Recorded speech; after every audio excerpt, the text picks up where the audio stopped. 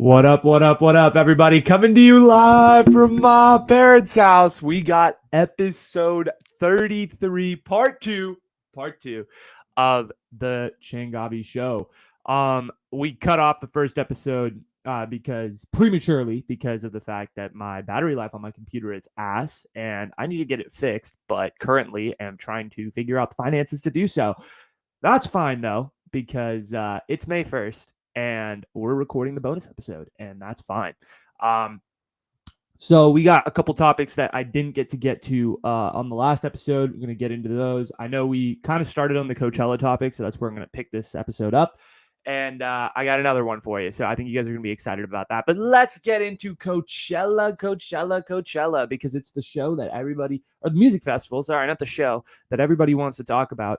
And honestly, like, my main question in looking at Coachella this week was like, why do people love Coachella so much, right? There's music festivals throughout this country, right? You have Austin City Limits. You got Rolling Loud, which comes to basically every city in America. You have fucking Burning Man, which isn't a music festival, but like a hippie festival, so to speak, or like a Find Yourself Rejuvenation Festival.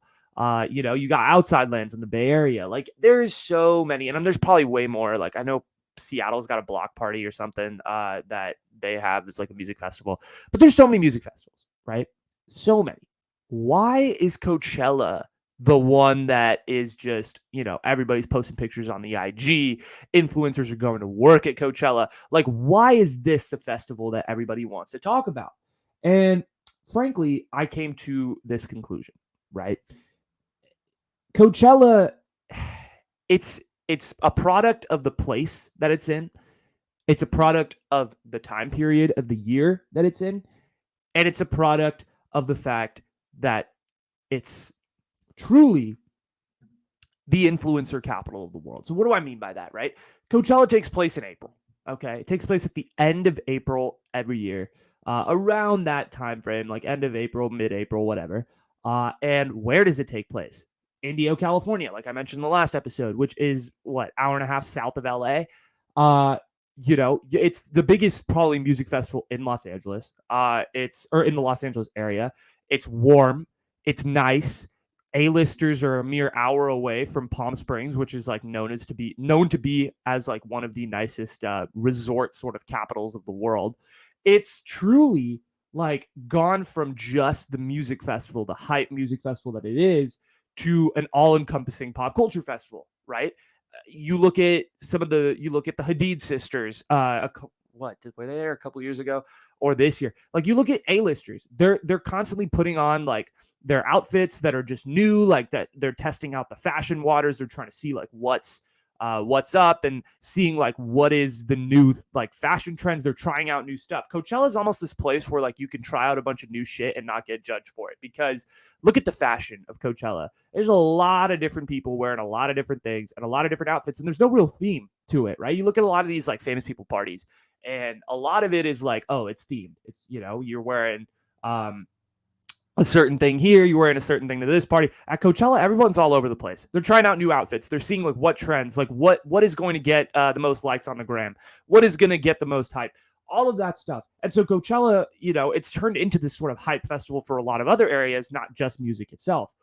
And also, this is the first Coachella since the pandemic, so it definitely did hit a little bit different for a lot of my Coachella goers out there. In LA, I saw a lot of people from my Instagram feed and personally who went out to Palm Springs and went out to Coachella. I don't know how the fuck they had the money to afford it, but hey, I don't judge. So all of these things, it's become this all-encompassing, and it's not just fashion, it's also art. Like, there are massive art installations at Coachella that I had no idea even existed until I looked at it. Until I looked at it on their website. I'm like, what the fuck does Coachella have to offer besides a couple of concerts and besides like what every other normal music festival has to offer? And what I realized is that it truly has like this whole element of variety. There's just different things to do. It's not just the music, it's the network, it's the influencers, it's the A-list aesthetic, it's the art. Like, it's all of this stuff that's just combined together to create this sort of hype festival that is Coachella and that everyone talks about. And listen, influencer capital of the world, right? I think about it from my perspective. I'm a content creator. This is what I want to do for a living. I want to talk in front of a mic and talk to you guys and hope that more than 2 people listen to an episode where I actually talk about something of substance, not just Molly. Shout out to those of you that listened to the last episode. But I listen, influencer capital of the world, right? Coachella is, and you get 2 weekends to make connections. You get invited to these different parties that are at Coachella. Like there's influencers throw a bunch of these parties. There's a bunch of like Airbnbs and houses that are all rented out. There's a bunch of just different events going on in regards to this whole situation, in regards to the whole music festival that like surround it. And you want to get invited to those parties because you never know who you're going to rub shoulders with. You never know that like if an A-lister or like some studio exec is at this party, and you get to have a conversation with someone that you probably wouldn't be able to because of social media, because of this, because of Coachella. And for the ordinary person that buys the ticket to Coachella, you're almost buying a ticket to A-list land. That's what you think you're buying, right? You when you pay the $445 or whatever the hell it is to go general admission at Coachella, you are paying for the opportunity to maybe rub shoulders with some of the A-listers, with some of the powerful people at Coachella. Yes. Do they get VIP tickets? Absolutely. Is there, do they have more access than you do? Yeah. But you're buying into that aesthetic. Like I'm in the same place. I'm in the same land. It's like some of the best artists, some of the best actors, some of the best musicians. And I'm going to enjoy the fuck out of this weekend. And that's why people go to Coachella. They want to make it like Coachella's job and the event organizer's job is to make it feel like you're at the pinnacle of pop culture, that you are making some sort of significant impact by paying the money to be there and by just being there in general, because it's got all the hype, so that now they're at the point where they could charge $400+. Back in 1999, when they first organized this festival, it was $50 a ticket. They were losing money on Coachella in the 90s when they first started. And they could charge $400 and get a pretty mid lineup and still sell out because people want to go to Coachella because of the work, because of the people that they could possibly run into and all of these things. And listen, I was thinking about this in terms of like a different perspective of the way to like frame Coachella. And I was wondering, I was like, is Coachella just college spring break sort of reimagined for adults, right? Because I've realized this about people. People, us in general, like as a human existence, we like to really look into the past. We love nostalgia. Why do you think throwback hits are so popular on Spotify? Why do you think we are just nostalgic in general? We crave and yearn for a past that we thought that we romanticize in our heads. And a lot of adults, particularly the main demographic of Coachella, which is people in their mid to late 20s, are working adults who are living a 9-to-5 life, who have quote unquote settled down according to societal standards. And they are missing something in their life. They miss that time in their life where they got to hang out with their friends and stay out till 3 a.m. drinking whiskey and, going to bars and whatnot. They miss the college life on Sunday morning when you wake up with the pulsating headache at 12 p.m. Okay, maybe not. But the point is, college, like Coachella is truly just college spring break reimagined for adults. What do adults do at Daytona? What do college kids do at Daytona? They go and they listen to music really loudly and they drink a bunch of cheap beer and they get drunk and they hook up with people. Coachella's the same shit. Coachella is spring break reimagined for adults, except it's got a lot more money involved. There's a lot more A-listers there, and there's people in higher up circles that you potentially have the chance to meet. So there's this whole vibe there with like a huge party with a bunch of drinking and a bunch of sex and hookups and drugs and costume. It's basically a costume party because fashion is, let's be real, just a bunch of costumes and people putting on all these dresses that are cut in weird places and guys putting on cowboy hats and shit and thinking that they're fashionable. No hate on fashion, but it's truly what it is. It's a fat college party for adults, and the demographic that they're attracting wants that nostalgia back, wants that aesthetic back of like being in college again. And that's really what Coachella is like targeting. I feel like, in my opinion, they're really trying to hit that demographic. And what is really the impact that Coachella has had on the pop culture world? Because everybody wants to be there, right? We've made that very clear. It's become a social media hotspot. Everybody wants to take pictures there with all their friends and their new dresses and makeup and all this stuff. And that's great. Okay. Like, you want to do what you want to do, go for it. Everybody wants to be at Coachella for a reason. And some people are working. Like I saw a lot of TikTokers who literally, it was just like they paid the $400 so that they could go to Coachella and they could work and they could, make content and make videos and maybe potentially have the chance to collaborate with other A-listers, whatever it is that they wanted to do, they were working. So they figured, they probably rationalized in their head that the $400 something for general admission was to have the potential to grow their business. Totally fair. And for musicians, I mean, but the thing is, for musicians, right? The other perspective, the actual acts that are performing on stage. This is the biggest music festival in the country. Okay, everybody wants to be at Coachella, and if you're at Coachella, you're a big deal. It's the truth. If you're a headliner at Coachella, you're a fucking huge deal. And for musicians, it's the biggest dream in the world to perform at Coachella because you get all sorts of eyes on you. It's not just, the normal 20-something-year-old kid that bought a ticket because they wanted to party, but it's also a bunch of people in high up positions within the entertainment industry that are looking at you, that are looking for new artists, that are looking for new talent. And so as a musician, Coachella is a huge deal because of the fact that you have so many different eyes on you. It's kind of like the pro day. It's kind of like a pro day for like an athlete. Coachella is like that for musicians. It's truly like this opportunity to prove yourself and to prove that you can be one of these elite musicians. Even though you may not be the headliner at Coachella, you could be like a small band at 3 p.m. But if you impress the right person, you could find yourself in a good position. And I don't necessarily know the behind the scenes of Coachella in terms of the fact that like if it's worked and if there's been people that like kind of were like the openers that got noticed by the right people and eventually blew up. I have no idea, but it definitely seems like something that could potentially happen and could happen. Okay, so let's go through the last few points I want to make real quick. Is Coachella affordable? I think we made this very clear. I don't think so, not for the normal person at least. $400 plus for just the general admission. And then you got to pay for an Airbnb, which, by the way, they jack up the prices in the Palm Springs Valley during that point.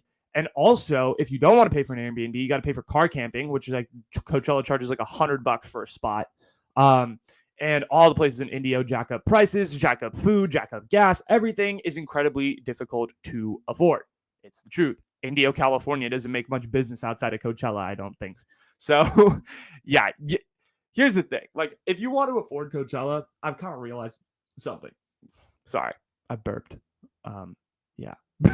But if you want to afford Coachella, you gotta have a connection, right? You gotta have a connection. You gotta have someone on the inside that's willing to pay $400 for your ticket. You got to have wealthy parents if you're a college kid. If they're like, oh my God, go to Coachella, have a great time, honey. Sarah, have an amazing time. So you got to have that, or you got to be rich. If you're rich, shout out to you. Good for you. Or, you got to be working in Silicon Valley, making $120K a year. You could probably afford $400 for it. Anyway, I don't know how my college friends do it. I don't know how a lot of people do $400 for Coachella. I couldn't. I certainly couldn't because I would be spending $800 on the gas to get there. I could not rationalize it right now, at least at 21. I also don't drive, so that would be an issue. Anyway, we're not talking about me. Or here's the other way you can afford Coachella. Here's the other way you can afford Coachella and pretty much not have to pay for much. You could be hot.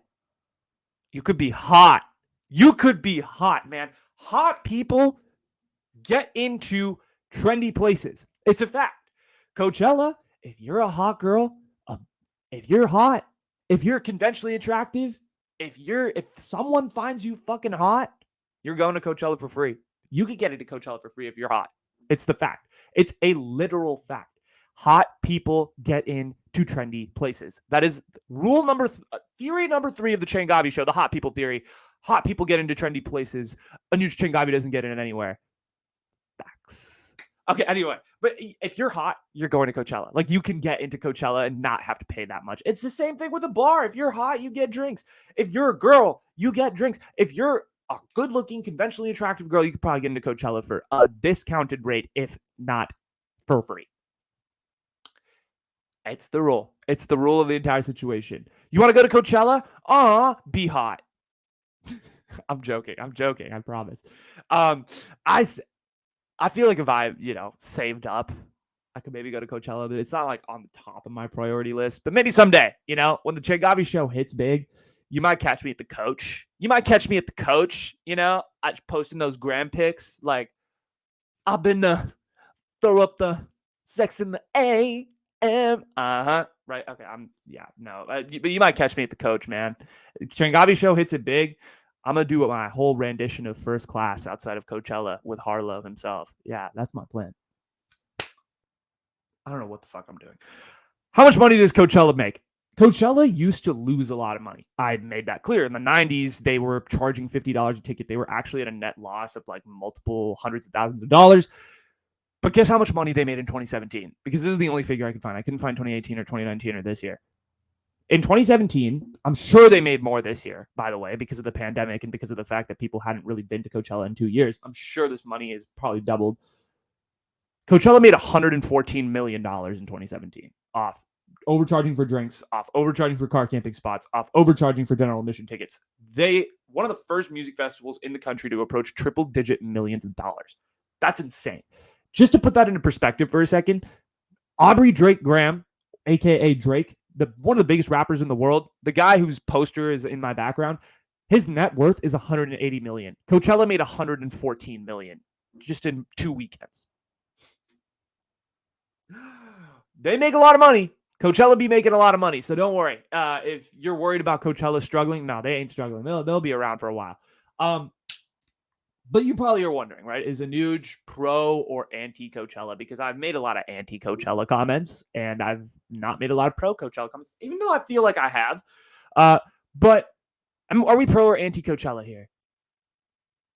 I gotta say, man, I'm neutral when it comes to Coachella. I really don't care for a lot of the fashion. And there's a lot of artists that go to Coachella that I don't particularly care for.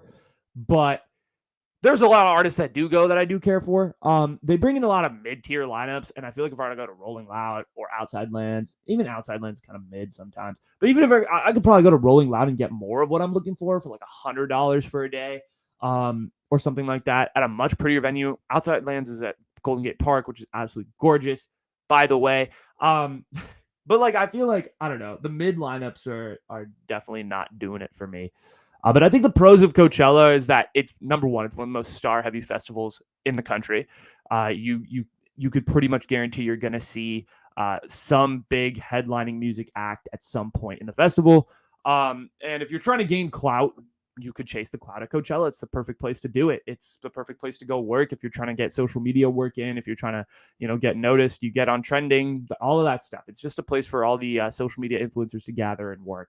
So if you're trying to do that, it's a place to be. Also, I don't know. I think it's a cool place to like try new content out, try new stuff. It's really what Coachella is just people trying new shit, especially in the outside pop culture community. I don't know about musicians, but in the outside pop culture community, it's a lot of people who are trying a lot of stuff. So definitely a good place. So I'm pro in the sense of like, if you go to Coachella to work, like, okay, I'm with that. It's definitely it would definitely be more of a work trip for me, but I'm very anti in terms of the fact that it's like pretty hard to afford. It's like $400, $500. And I understand it because, they hype it up so much. And the lineup would have to be like pretty good for me to go, even for a weekend. Like it would have to be pretty solid. And even this year's lineup was like kind of there's like a one day that was good. And then like the second day was mid, right? And like, it's just like, in my opinion, right? There are a lot of people who love the lineups at Coachella, and that's fantastic. And you guys should go if you like it and you want to spend the money. Like, absolutely. If that makes you happy, go to Coachella. Have fun. So I'm not anti it in that sense, but I'm really pro it. I'm pro it in terms of the fact that it could be like a work trip for myself if I were to do it. And I don't know, like if you go like to go post Instagram pics and act like you're trending and all of these things, like good for you. Like, do you? It's just not my vibe. I would not do that. I wouldn't post Instagram pics and all that. I would try new content out. I would, approach people, talk to people, network, all those things. But I think you're like, if you're just in it for the music, like I think you're much better off going to Rolling Loud. I think you're much better off going to like Tyler the Creator's Festival in LA. I forget the name, but he did. What was it? Snow something. I forget. It was at Dodger Stadium though in LA. I think you're much better off going to Outside Lands. Like there are much cheaper festivals that are more affordable, that have better lineups. And I think that's just the way to go. Yeah. So that's all I got to say. Sorry, my phone dropped. about Coachella. But we got one more topic, and then we're going to wrap it up because that was it for part 2 of the show. Listen, Elon Musk. Elon Musk bought Twitter, guys. And you want to speak of trending stuff? Elon Musk is always trending. Every time this man posts a tweet, he is fucking trending. And so Elon Musk bought Twitter, right? And this is a huge deal. It's a much bigger deal than I think a lot of other people anticipate. But it's been something that I feel like we've all anticipated for a while, especially since he's made his intentions pretty clear. So let's get into exactly what this means, right? Elon Musk bought Twitter. What the hell does this mean, Anuj? What are we looking at here? What are the basic parts of the agreement with Elon Musk? Okay, let's get into it. Elon Musk bought Twitter for $44 billion this past Monday, which is, I mean, the deal officially went into place. I'm sure they were talking about it and discussing it, but the official amount right now is $44 billion. And the way that he has said it, he said in an interview on Monday when he announced it and Twitter announced it, he said he wants Twitter to be a bedrock for free speech. You take that quote however you will, but I think I don't know exactly how it's going to work. But anyway, it's assumed by several journalists that he's going to reinstate the account of Donald Trump and several other Republican politicians that have maybe been that have said some things that are maybe in like hate speech and all of these things that Twitter has banned off the platform. He is thinking of bringing them back. That's what they interpreted that bedrock quote to mean. And it's assumed that a lot of the free speech policies that Elon Musk has put into place are going to be much more lax and much more and probably taken apart on the platform in terms of all of that, in terms of all the policies and the work that Twitter has put in. So why did Elon buy Twitter? What does Elon Musk want to do with Twitter? People say there are a variety of reasons he bought Twitter. One of the reasons that has been quoted is the fact that Elon Musk has done this shit before. You know, with SpaceX, like he's always looking to the future. He's always looking, you know, we look a year from now as human beings, right? Like me and you, I look at this podcast and I'm like, how can I grow 6 months from now? How can I grow 8 months from now? Elon Musk is the type of guy who's like, how can I grow 10 years from now? How can I grow 15 years from now? He's always looking at the future. And so people think that Elon Musk buying Twitter is a part of his futuristic endeavors that he's been up to, really, like SpaceX and all of these things, like SpaceX, and then now this, and now Twitter. He wants to be a part of the social media space. And they think that him owning Twitter, like I'm saying they is like the mainstream media. Mainstream media has drawn the conclusion that they think that Elon Musk owning Twitter is his own way of sort of revolutionizing and having a say in what social media in the future looks like. Kind of like he's done with Tesla and electric cars, because no one thought that Tesla could be a possibility, right? And yes, is it still a relatively smaller company now? Yeah, but it's still big and it's still very popular. And it's going to only continue to grow as the cars become more affordable, because, I mean, look at the fucking gas prices. No one's going to be able to afford this shit. So Elon Musk, like, saw this stuff. Obviously, I don't think he saw gas prices coming or anything, but he saw this sort of electric movement coming, and he sort of created the brand before anybody else could do it. And you can't take anything away from him, because the fact is, like, Elon Musk is he was brilliant in terms of the way that he designed Tesla. And I refuse, if anybody wants to disagree with me, that's fine. But I think Elon Musk is a visionary in that sense. Like, he has done a lot in the tech industry, and not many of us can really take away from that. Listen, so a part of this agreement that Elon Musk signed with Twitter said that basically that there was a certain behavior that was agreed upon with Elon, right? And it basically said that Elon Musk was allowed to tweet about the situation that was going on with Twitter, that he bought them, and the merger, but he couldn't talk shit about Twitter employees. That was part of the agreement. Not talk shit. Obviously, it was in much more legal terms and stuff like that, but he couldn't talk smack about other Twitter employees. So Elon Musk already broke that part of the agreement, right? Elon talked crap a couple times on Twitter about their employees. There's this woman by the name of Vidya Gadde. She's one of the head lawyers at Twitter. She was like crying in an internal meeting, and that report came out by some Politico guy. Elon Musk retweeted it and had his own take on it, as he always does. And Elon basically talked about how, you know, she made a wrong choice back a couple years ago when the election was taking place in 2020, about censoring an article about Hunter Biden's laptop. And all of that stuff. So there's been a little bit of back and forth from Elon and other Twitter employees, like this main lawyer, Vidya Gadde, who was crying in a meeting when she found out that Elon Musk was going to buy Twitter. A lot of stuff like that has been going on. So what is the timeline of how we got to this point, right? Because we looked at how Elon Musk has bought Twitter. And obviously this is going to change the way that Twitter runs as a social media organization. Yes. So Elon Musk has had his fair share of drama with Twitter, okay? He's had headlines way back as far as 2018 where he publicly tweeted about going public with Tesla, and he was basically making private news with his he was basically breaking news with his social media account when he wasn't supposed to. It was like an SEC guideline violation and all of that. He went to court for it, and the trial basically concluded by saying that the judge's resolution was that every time Elon Musk tweeted about Tesla, he had to get it reviewed by a legal team. He's broken that rule multiple times. He doesn't really abide by those conditions, and no one has really done anything about it, which is weird. So then in 2019, Elon Musk was involved in even more Twitter drama because a cave diver. So basically, there was this whole situation with a soccer team in Thailand being stuck in a cave, and Elon Musk said that he was going to save them. And a cave diver basically came at Elon Musk, a cave diver who I presume had a big platform, basically came at Elon Musk and made some comments saying that he would be unable to save the soccer team and all this stuff. And Elon Musk has proceeded to call him a pedo on Twitter publicly, and that led to a whole defamation trial. And then he later deleted those tweets. So Elon Musk has had a huge connection to Twitter, is my point. And even he met his partner Grimes. He met Grimes on Twitter because Grimes made a joke that Elon thought was cool, and Elon kind of slid into the DMs a little bit, and he met Grimes there. And Elon and his platform have history. This is not just something that kind of came out of the blue. Elon Musk has been a popular face on Twitter. He has had a lot of tweets that really go trending and go viral and get liked a lot. And doesn't he have the second most liked tweet on the platform with I'm going to buy Coca-Cola so I can put the cocaine back in it? That. I mean, yeah, I get people get offended by it and they're like, oh my God, how can he say these things? That's so offensive. But it's pretty fucking funny. To be honest, is he really going to do that? No, you can't. It's just a joke.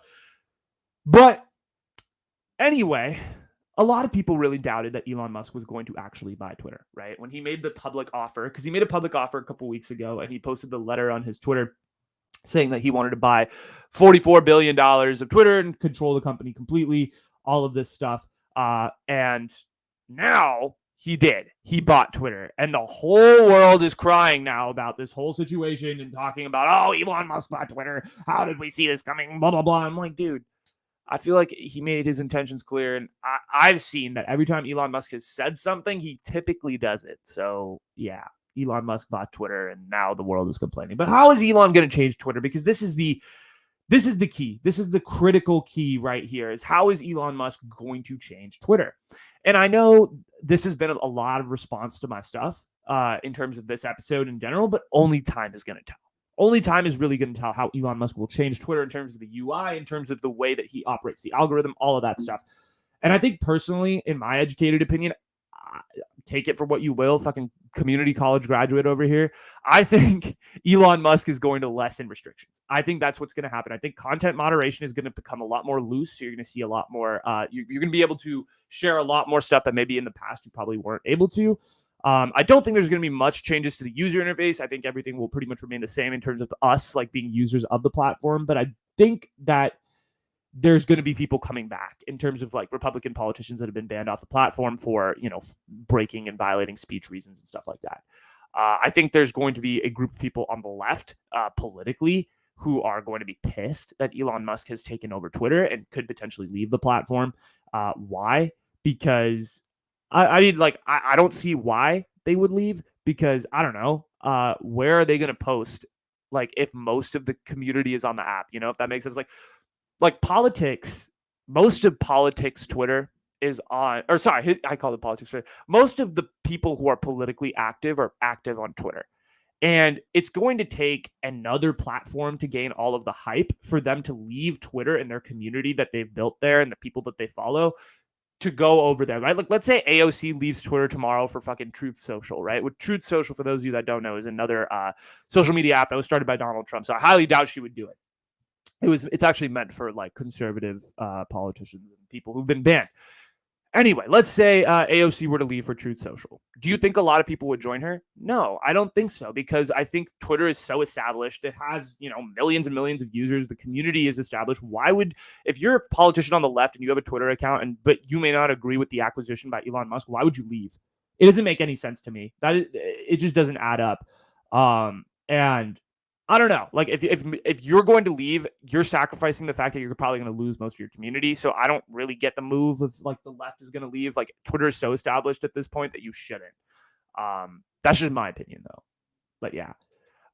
Listen, here's my main concern though with Elon Musk buying Twitter. It's great, right? He kind of knows, he's a visionary. He's done this stuff before. Like I have no concerns in terms of that. But here's where I'm worried. I talked about a couple weeks ago about how the flow of information in the United States of America is the biggest problem in this country. And I am of the firm belief that right now, as of 2022, I think billionaires are trying to control the flow of information. This is the part that concerns me a lot. What do I mean by this, Anuj? Or what do you mean by this, Anuj? Let's take a look at some of the richest people in the world, right? Elon Musk, Jeff Bezos, and Mark Zuckerberg, and Bill Gates, too. Let's add him into the conversation. What do all of these four have in common? Let me go through it real quick. Jeff Bezos owns a whole ass newspaper, okay? Jeff Bezos controls the Washington Post. So that means he controls the narratives that are coming out of that newspaper, and he has final say over the articles that are published, okay? Elon Musk just bought Twitter right now. I mean, it's not official. It won't be official for a while, but he's officially bought Twitter and he's going to control Twitter. Okay. Mark Zuckerberg owns Instagram and Facebook. These are some of the richest people in the world, and they own the platforms in which we're having conversations, and they own parts of free speech. So we may think that we have free speech in this country, but the reality is Elon Musk, Jeff Bezos, Mark Zuckerberg, and Bill Gates and Satya Nadella and Microsoft have been attempting to acquire TikTok for years, okay, for a year and a half. And at some point, some company or some rich individual is going to acquire TikTok.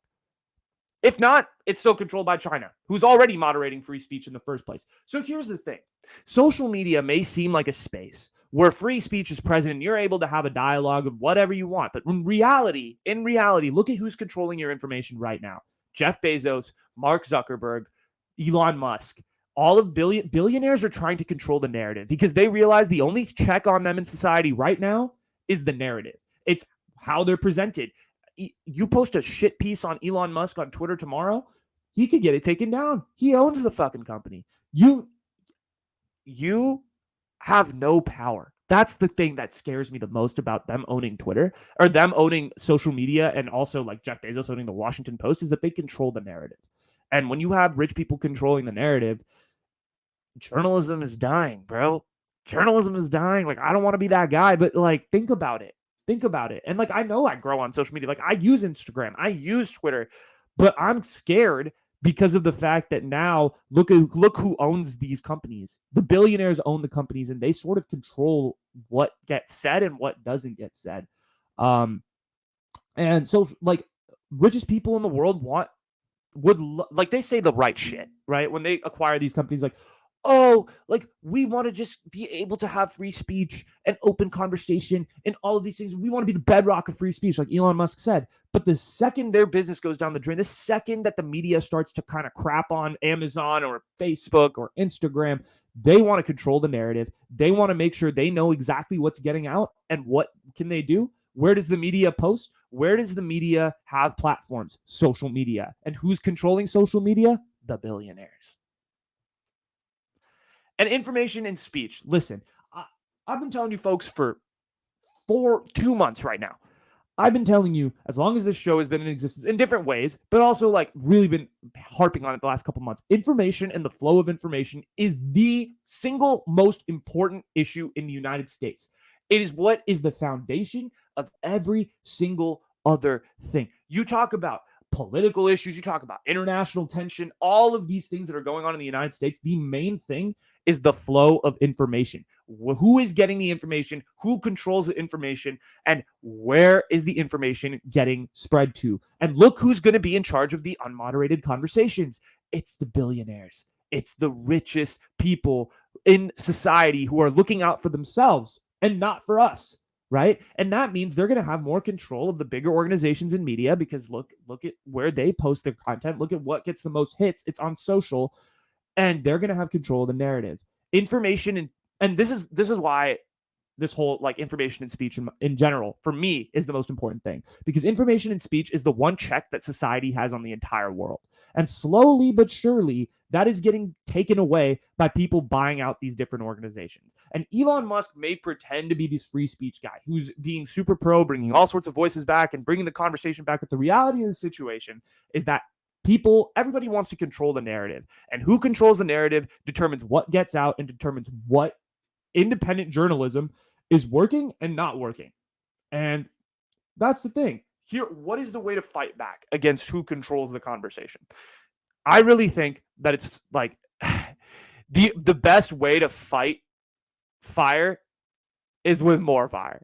I mean, truly, like it's like, I know that analogy made no sense. I'm sorry, but I think society's way of fighting back is citizen journalism, independent journalism, building platforms, and not working for the big networks, because the big networks are slowly being controlled by these rich guys.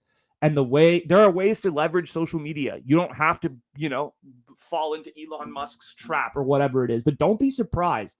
I'm telling you right now, 2022, don't be surprised if in 20 years, independent creators, independent journalists, and social media people become the new age of journalism, because this big network shit is looking like it's getting controlled by the big guys. And that is not good. That is not good. And listen, I know that was a very dark and cautionary tale, but let me end it on this. Is Elon Musk really a visionary, or is he a guy who's a little crazy? I go back and forth on this one, to be honest. I think he's done a lot of good, and I'm not trying to take that away from him. He did Tesla and all these things. Like, give the man his credit. The stuff that he's done with Tesla and creating an electric car company, and with PayPal, and like kind of creating that foundation for Venmo that we see today, revolutionizing the fintech space. Like, he knows what's up. Like, he's a smart dude. But he's also crazy because he's doing all of these different things and trying to juggle all sorts of balls at one time. And I worry at a certain point that maybe all the balls will just fall down, and like working on 18 different projects at the same time is going to catch up to him. That's me, though. I don't know. But I don't doubt him, because he's done it before and he's going to continue to do it again. And like I said, absolutely anything could happen with this acquisition. And that's all I got for part 2 of the Changavi Show. Thank you so much. 37 minutes on the dot. Appreciate all of you guys for tuning into the bonus episode. If you guys like this episode, feel free to like and subscribe to the channel. If you're on YouTube, if you're on Spotify, feel free to hit the follow button. Feel free to leave me a review as well. You can also leave me reviews on Apple Podcasts. And if you want to follow me on social media, the links are going to be down below. You can hit the Facebook link, the Twitter link, the TikTok link, the Instagram link. We're posting all sorts of content every day, so make sure that you're tapped in on the social media networks. If you want to find me anywhere, just search up The Changavi Show. I am available on pretty much every platform except Pinterest, because who the fuck uses Pinterest? Anyway, thank you guys so much. I appreciate every single one of you for tuning in and tapping into this podcast. It's an honor to be able to research issues for you guys and talk about my opinion and sort of have this space. So thank you for tuning in, and thank you guys for making this happen. It's a lot of fun. So appreciate all of you. Go have a great rest of your weekend. Go have a great rest of your week if you're listening to this on Monday. And I'll see you guys for the Changavi After Show very, very soon. All right, guys, I'm out. Peace.